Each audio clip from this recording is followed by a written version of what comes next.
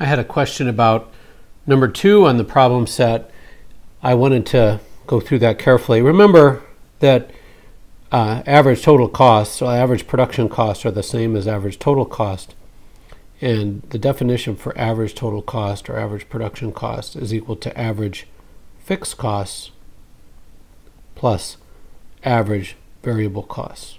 And we're given average variable costs, although it might not be recognizable to you at first glance, and we are given enough information to calculate average fixed costs. Well, average variable costs, if marginal costs are constant at $15,000 per car, then average variable costs are that same amount, $15,000 per car.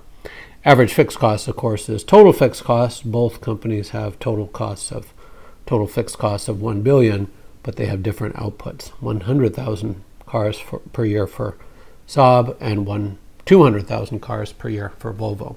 So with that in hand, we can calculate quite directly the average total costs of Saab,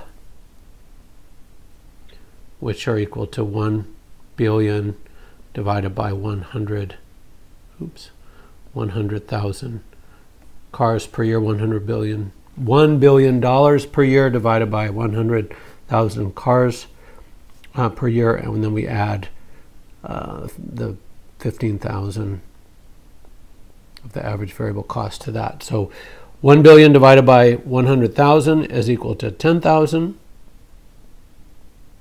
We add that to 15,000 to get average total cost of 25,000 for Saab.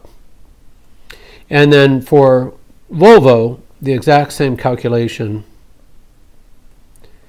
is 1 billion divided by 200,000 turns out to be 5,000, and their marginal costs are the same, average variable costs are the same, 15,000, and so Volvo has average cost per car of 20,000. So that's significantly lower than Saab's, only by virtue of the bigger output for Volvo. Over time, we'd expect Volvo to underprice Saab and gain an ever-increasing share of the market. And indeed, we saw Volvo is still doing well today.